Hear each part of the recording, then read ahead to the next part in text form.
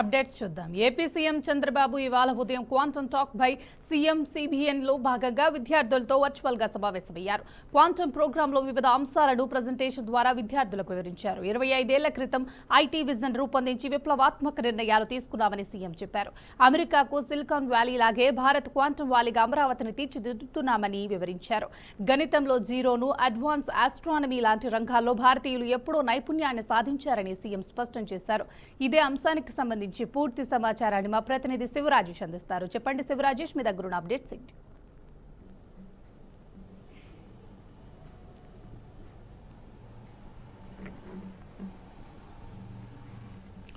Quantum talk పేరుతో ఈరోజు విద్యార్థులతో ముఖ్యమంత్రి చంద్రబాబు నాయుడు ముఖాముఖి కార్యక్రమాన్ని ఏర్పాటు చేశారు. అయితే ప్రధానంగా చూసుకుంటే క్వాంటమ్ కంప్యూటర్ రంగాన్ని ప్రపంచ దేశాలకు కూడా చూసే విధంగా చూపించాలి. ఖచ్చితంగా క్వాంటమ్ కంప్యూటర్ రంగాన్ని ఆంధ్రప్రదేశ్ కేంద్రంగా, అమరావతి కేంద్రంగా నిర్వహించడానికి, అమరావతిలో ఏర్పాటు చేయడానికి పూర్తి ఏర్పాట్లకు శ్రీకారం చుట్టారు. దానిపై విద్యార్థుల్లో పూర్తిగా అవగాహన రావాలి. ఖచ్చితంగా విద్యార్థులు దాన్ని అవగాహన చేసుకొని ప్రపంచ దేశాలు కూడా ఆంధ్రప్రదేశ్ వైపు చూసే విధంగా టెక్నాలజీని అభివృద్ధి చేయాలి. గత 25 సంవత్సరాల క్రితం చూసుకుంటే హైదరాబాద్లో టెక్నాలజీని, సాఫ్ట్వేర్ని ఎలా అయితే ముందుకు తీసుకొచ్చామో ఈరోజు హైదరాబాద్ చుట్టూ కూడా ప్రపంచ దేశాలు చూసే పరిస్థితి ఎలా ముందుకు ఉంటుందో అదే తరహాలో రానున్న రోజుల్లో కూడా అమరావతిని ప్రపంచ దేశాలు కూడా చూసే విధంగా ఉండాలి. అదేవిధంగా క్వాంటమ్ వాల్యూలో చూసుకుంటే నోబెల్ తరహా ప్రైజ్లో అయితే 100 కోట్ల రూపాయలు విద్యార్థులు ఎవరైతే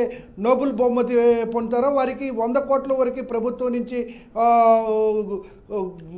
గిఫ్ట్గా ఇస్తామనేసి స్పష్టంగా విద్యార్థులకి బూస్టింగ్ ఇచ్చారు. అయితే ప్రధానంగా చూసుకుంటే ఇవాళ క్వాంటమ్ టాక్ నేపథ్యం ఆంధ్రప్రదేశ్ రాష్ట్రంలో క్వాంటమ్ కేంద్రాన్ని, కంప్యూటర్ రంగాన్ని ప్రారంభించిన నేపథ్యంలో విద్యార్థుల్లో కూడా అవగాహన ఉండాలి. విద్యార్థులు ఆ తరహాలో పనిచేయాలి, ముందుకెళ్ళాలి అనే అంశాల మీద విద్యార్థులు పూర్తిగా ఒక పక్క క్వాంటమ్ రంగాన్ని ముందుకు తీసుకెళ్తూనే ఆంధ్రప్రదేశ్లోని అమరావతిలో ఏ విభాగానికి సంబంధించిన ఏ రంగాన్ని కూడా ముందుకు తీసుకెళ్లే దిశగా కొన్ని సంస్థలు కూడా ఇక్కడ ఏర్పాటు జరుగుతున్నాయి. అందుకు సంబంధించిన నైపుణ్యత కూడా విద్యార్థులు తెలుసుకోవాలి. వీటన్నిటి నేపథ్యంలో విద్యార్థుల్లో అవగాహన ఉండి కొంత ఆసక్తి ఉంటే ఖచ్చితంగా ఎంత దూరమైనా వెళ్ళొచ్చు. ఖచ్చితంగా నేను ప్రకటించే 100 కోట్ల రూపాయలు నోబెల్ ప్రైజ్ ఇక్కడ ఉన్న విద్యార్థుల్లోనే మీలో ఒకరు తీసుకుంటారనే నమ్మకం తనకు ఉందన్నట్టు ముఖ్యమంత్రి చంద్రబాబు నాయుడు అనడంతో ఒక్కసారిగా జూమ్ మీటింగ్లో కూడా పిల్లలు కేరింతలు కొట్టారు. అయితే విద్యార్థులు ప్రధానంగా చూసుకుంటే ఇటువంటి కార్యక్రమాల వల్ల ఆంధ్రప్రదేశ్ ముఖ్యమంత్రి చంద్రబాబు నాయుడు ఈరోజు చేపట్టిన ఈ కార్యక్రమం పలు దఫాలుగా మరికొన్నిసార్లు చేపడితే ఖచ్చితంగా విద్యార్థుల్లో ఆసక్తి పెరుగుతుందని అధ్యాపకులకు పగులైతే అన్నారు. అదేవిధంగా తల్లిదండ్రులు కూడా పూర్తి స్థాయిలో ఇటువంటి కార్యక్రమాన్ని రూపొందించి అదేవిధంగా విద్యార్థులకి భవిష్యత్తు ఎలా ఉండిద్ది, భవిష్యత్తులో ఎలాంటి అవకాశాలు ఆంధ్రప్రదేశ్ నుంచి వస్తున్నాయి, వాటన్నిటిని ఎలా సద్వినియోగం చేసుకోవాలనే తరహాలో గైడ్ చేస్తున్న, ఒక తండ్రి హోదాలో గైడ్ చేస్తున్న ముఖ్యమంత్రి శభాష్ అని ఒక పక్క పేరెంట్స్ నుంచి కూడా అభినందనలు వస్తున్నాయి. ఇదే రీతిలో ఏదైతే క్వాంటమ్ కంప్యూటర్ రంగాన్ని, ఏఐ విభాగాన్ని అభివృద్ధి చేయాలి అమరావతి కేంద్రంగా ముందు ఆలోచన చేశారో ఈ ఆలోచనకి అనుసంధంగా విద్యార్థుల్లో కూడా నైపుణ్యత ఉండాలి. భవిష్యత్తులో ఆ విద్యార్థులు కూడా క్వాంటమ్ రంగాన్ని ఎంచుకునే విధంగా ఆసక్తిగా చదవాలి, టెక్నాలజీ మీద పూర్తి పరిజ్ఞానంతో ఉండాలనే అంశాల మీద ఈరోజు ముఖ్యమంత్రి చంద్రబాబు నాయుడు సూచించారు. Thank you Shivarajesh, thanks for the update. Phone tapping కేసులో కీలక పరిణామం చోటు చేసుకుంది. ఈ వ్యవహారంలో మాజీ ముఖ్యమంత్రి కేసీఆర్ కు నోటీసులు జారీ చేయాలని సిట్ నిర్ణయం తీసుకున్నట్లు సమాచారం. కేసీఆర్ తో పాటు మాజీ మంత్రి హరీష్ రావు కూడా నోటీసులు ఇవ్వడానికి అధికారులు సిద్ధమవుతున్నట్టు తెలుస్తోంది. ఫోన్ ట్యాపింగ్ ఎవరి కోసం జరిగింది, ఎవరి ఆదేశాల మేరకు జరిగింది అనే అంశాలపై సిట్ ప్రధానంగా దృష్టి పెట్టింది. ఈ అంశాలపై స్పష్టతకొచ్చిన సిట్ తదుపరి చర్యలకు ముందడుగు వేస్తోంది. దీనికి సంబంధించిన మరింత సమాచారాన్ని మా బీఆర్కే ప్రతినిధి రామకృష్ణ అందిస్తారు. రామకృష్ణ, చెప్పండి, ఈ అంశానికి సంబంధించిన అప్డేట్ ఏంటి? రాజకీయాలను కుదిపేస్తుందని చెప్పుకోవచ్చు. దానికి సంబంధించి తెలంగాణ ప్రభుత్వం ఏర్పాటు చేసిన కొత్త సిట్ 9 మంది బృందంతో ఒక కొత్త సిట్ ఏర్పాటు చేశారు. దానికి సంబంధించే కొంత వేగం పెంచుకుందని చెప్పుకోవచ్చు.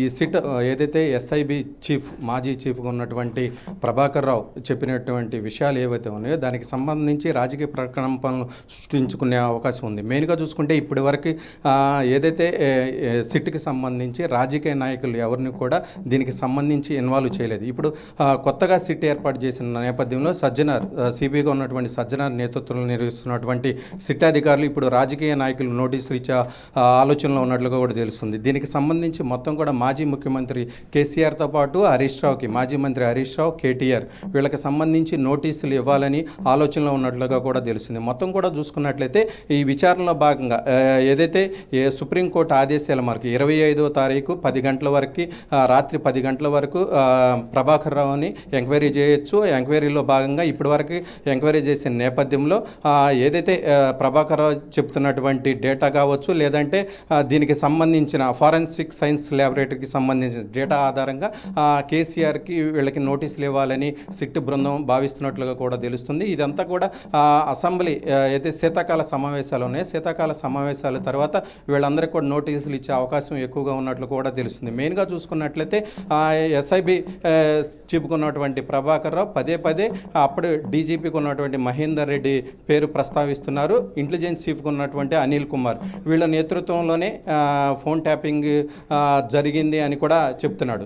ఇది ఎవరైనా చేయమన్నారా ఏంటనే కోణంలో కూడా ఎవరు చేయమన్నారు ఏంటనే కోణంలో కూడా సిట్ బృందం అయితే ఎంక్వైరీ చేసింది. దానికి సంబంధించి కూడా అప్పటి సిఎస్గా ఉన్నటువంటి సోమేష్ కుమార్ కావచ్చు, శాంతి కుమారి ఇంటెలిజెన్స్ దీనికి సంబంధించి రివ్యూ కమిటీలో మెంబర్స్గా ఉన్నారు. శేషాద్రి కావచ్చు, తిరుపతి వీళ్ళంతా కూడా కమిటీకి మెంబర్స్గా ఉన్నారు. వాళ్ళని ఇప్పటికే సిట్ బృందం ఎంక్వైరీ చేసింది. దానికి సంబంధించిన వాంగ్మూలం కూడా డేటా కూడా ఉంది వాళ్ళ దగ్గర. మొత్తం దీనికి సంబంధించి ఏదైతే ఈ సిట్కి సంబంధించి మారుతి అప్పుడు మాజీ డిఎస్పీగా ఉన్నటువంటి మారుతిరావు ఒక ప్రైవేట్ ఛానల్కి సంబంధించిన అధినేతతో మాట్లాడుతున్నటువంటి ఫోన్ ట్యాపింగ్ ఏదైతే ఉందో దాన్ని ఫోరెన్సిక్ ల్యాబ్ ఇచ్చినటువంటి డేటా ఆధారంగానే ఇప్పుడు రాజకీయ నాయకులు మాజీ ముఖ్యమంత్రి కేసీఆర్ కావచ్చు, లేదంటే మంత్రి హరీష్ రావుకి, కేటీఆర్ వీళ్ళందరికీ కూడా నోటీసులు పంపించడానికి ఆ డేటా ఆధారంగానే ఇప్పుడు వీళ్ళకి నోటీసులు పంపిస్తున్నట్టు కూడా సిట్ బృందం సజ్జనార్ కూడా కొంత వివరణ ఇచ్చే ప్రయత్నం అయితే చేశారు. మొత్తం కూడా ఓవరాల్గా చూసుకుంటే ఏదైతే సిట్ అధికారులు నోటీసులకు సంబంధించి బీజేపీ మంత్రిగా ఉన్నటువంటి కిషన్ రెడ్డితో పాటు వీళ్ళంతా కూడా స్పందించిన పరిస్థితి అయితే ఉంది. మెయిన్గా చూసుకున్నట్లయితే ఇప్పటి వరకు రాజకీయ నాయకులు నోటీసులు స్వాగతిస్తున్నాం. ఏదైతే కిషన్ రెడ్డితో పాటు వీళ్ళందరూ కూడా ఫోన్ కూడా ట్యాప్ చేశారని కూడా చెప్పడం జరిగింది. ఇది టీవీ సీరియల్ లాగా సాగుతుంది. ఇది ఎంత దూరం వెళ్తుందో ఎప్పుడు తేలుతుందో అనే అంశాన్ని కూడా బండి సంజయ్ లాంటి వాళ్ళు ఈరోజు కీలక వ్యాఖ్యలు చేశారు. Jhansi right. Thank you Ramakrishna for the update. ప్రముఖ నటుడు శివాజీ మరోసారి హాట్ కామెంట్స్తో వార్తల్లో నిలిచాడు. టాలీవుడ్ ఇండస్ట్రీలో హీరోయిన్లు వేసుకునే డ్రెస్సులపై కాంట్రవర్సీ కామెంట్స్ చేసి వివాదానికి తెరలేపారు. ఇక సామాన్లు కనిపించేలా డ్రెస్ వేసుకోవడం అందం కాదంటూ ఫైర్ అయ్యారు. చీరకట్టు సాంప్రదాయ దుస్తులలో అమ్మాయిలు అందంగా కనిపిస్తారు అని అన్నారు. ఆడదానిలో అమ్మను చూసుకుంటామని, అలాంటి వాళ్ళు చీరకట్టులో కనిపిస్తే ప్రకృతికి అందం వస్తుంది అని వివరించారు. ఇకనైనా పొట్టి బట్టలు కాకుండా సాంప్రదాయ దుస్తులలో కనిపించాలి అని సూచించారు శివాజీ. ఇక కొంతమందికి నొప్పి కలిగించినప్పటికీ కూడా ఇది ఫాలో అవుతే బాగుంటుంది అని కోరారు. అయితే శివాజీ కామెంట్స్ పై పలువురు ఆగ్రహం వ్యక్తం చేయగా మరికొందరు శివాజీని సపోర్ట్ చేస్తున్నారు. ఇక ఇదే అంశంపై మరింత సమాచారాన్ని మా బీఆర్కే ప్రతినిధి రవీందర్ అందిస్తారు. రవీందర్, చెప్పండి.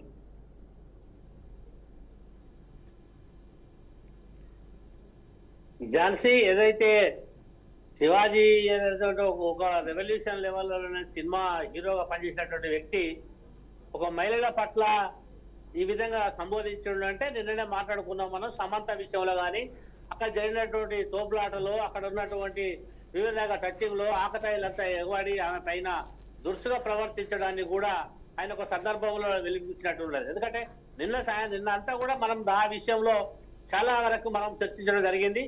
బయట ఉన్నటువంటి ఎవరైతే అభిమానులు కావచ్చు, పబ్లిక్ కావచ్చు, సినిమా చూసే ప్రేక్షకులు కావచ్చు, అంటే సాంప్రదాయ దుస్తుల్లో ఉన్న వాళ్ళను గౌరవించేది తెలుగు సంస్కృతి. అయితే ఈ ఇంగ్లీషు డ్రెస్సులు వేసుకోవడం వల్ల ఈయన ఏదైతే పొట్టి పొట్టి డ్రెస్సులు వేసుకోవడం వల్ల శివాజీ అన్నారో దానిలో భాగంగానే నేటిజన్లు కూడా చాలా మంది వాటి మీద వ్యతిరేకిస్తున్నారు. అంటే కంప్లీట్ గా తెలంగాణ వాళ్ళలో కానీ ఆంధ్రప్రదేశ్ లో ఉన్నటువంటి తెలుగు ప్రజలు కూడా తెలుగు తల్లి సాంప్రదాయాన్ని కోరుకుంటున్నటువంటి, అంటే ఈ పొట్టి డ్రెస్సుల వల్ల ఎదుటి వాళ్ళని కానీ ప్రతి వాళ్ళని రెచ్చగొట్టే ధోరణిలో సినిమాలు తీసే వేసుకున్నటువంటి సినిమా డ్రెస్సులన్నీ పబ్లిక్ లో లైవ్ లో రావడం వల్ల చాలా మందిని వ్యతిరేకిస్తున్నారు.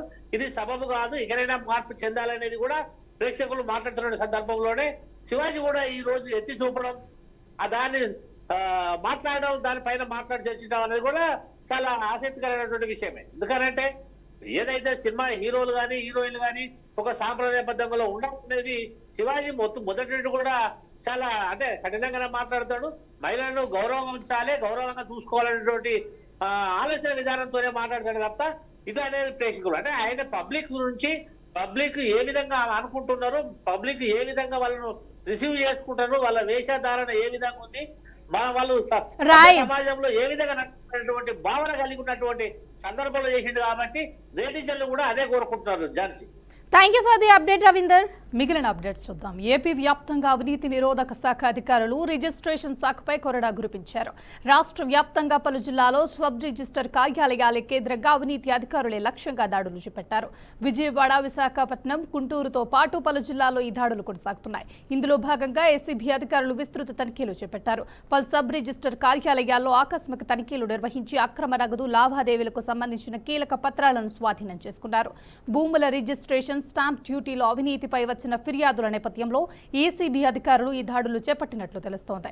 ఇదే అంశానికి సంబంధించి పూర్తి సమాచారాన్ని మా ప్రతినిధి సుబ్బు అందిస్తారు. చెప్పండి సుబ్బు, మీ దగ్గర ఉన్న అప్డేట్స్ ఏంటి?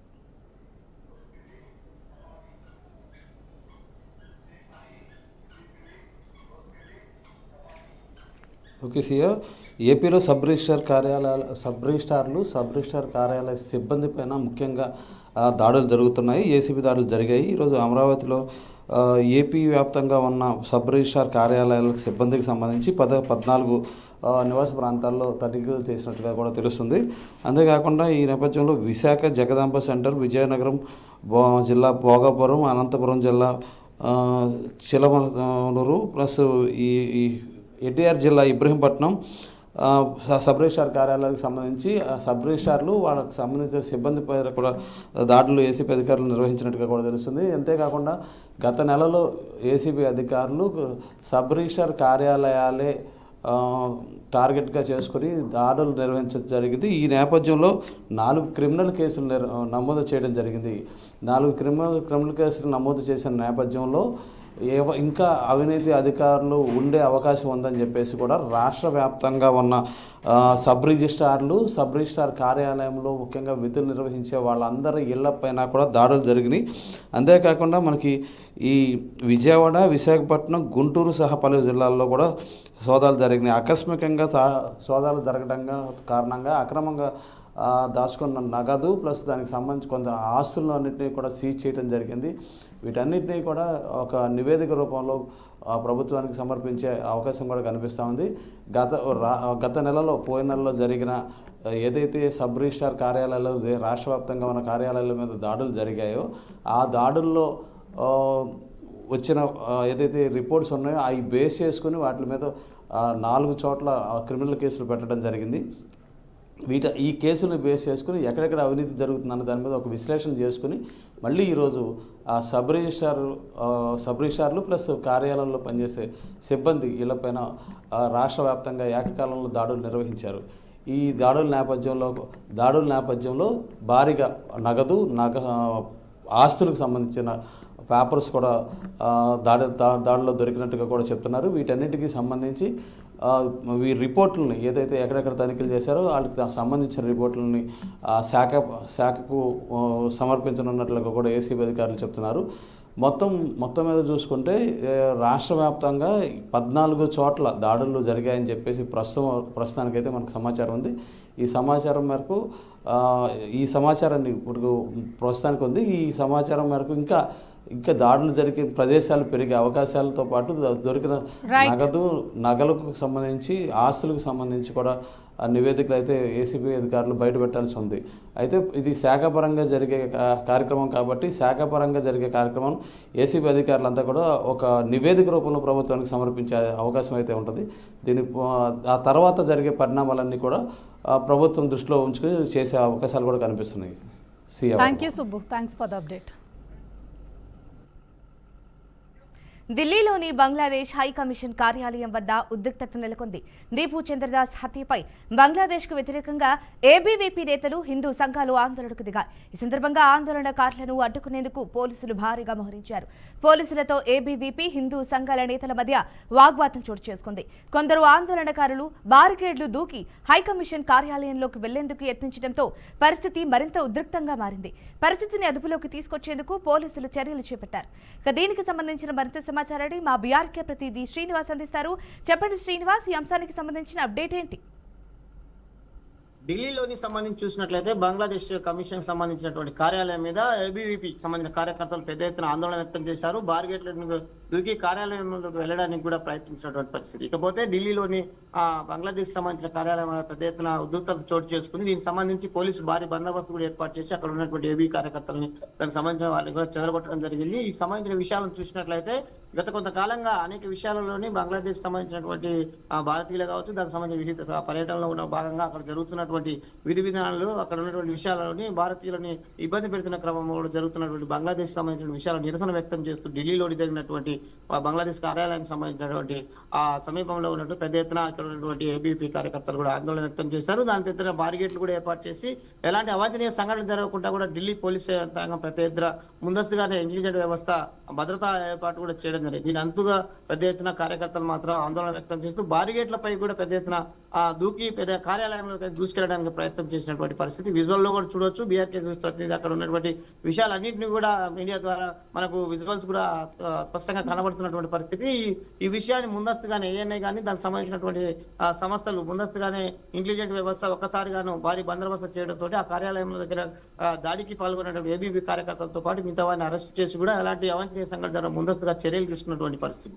ఇది ఢిల్లీలో జరుగుతున్నటువంటి బంగ్లాదేశ్ సంబంధించినటువంటి ప్రధాన కార్యాలయానికి సంబంధించినటువంటి జరిగినటువంటి ప్రధాన అంశం. Right, thank you Srinivas for the update.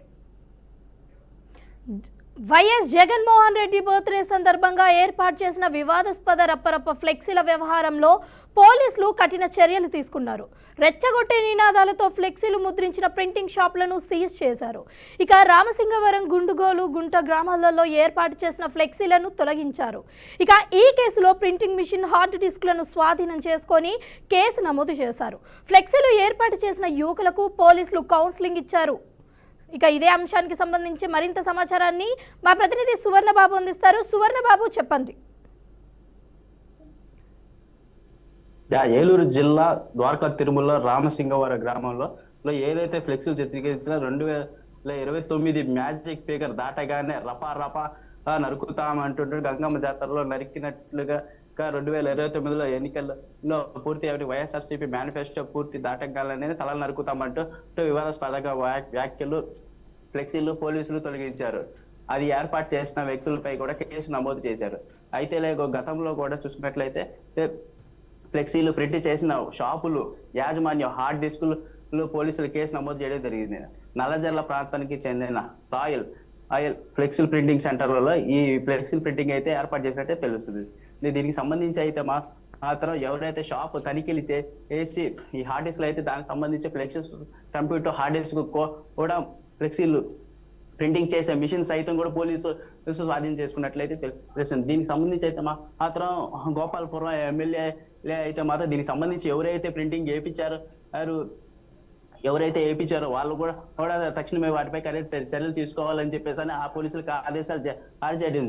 ఈ ఫ్లెక్సీలు ఎందుకు జగనే అన్న సృష్టించేది శాంతి భద్రతలు ఉల్లంఘించే విధంగా చేశారా అని చెప్పేసి అని కూడా చూడాల్సి వస్తుంది. ఒక్క చూస్తే దీంతో ప్రకారంగా హ్యూమన్ రైట్స్ వాళ్ళు కూడా దీనికి అందుబాటులోకి వచ్చి ఇది ఎందుకు వేశారా అని చెప్పని చేశారు. Thank you for the update Suvarnababu. ఇవి 686 అప్డేట్స్. మరిన్ని అప్డేట్స్ కోసం చూస్తూనే ఉండండి బీఆర్కే న్యూస్, తెలుగుడి సత్తా.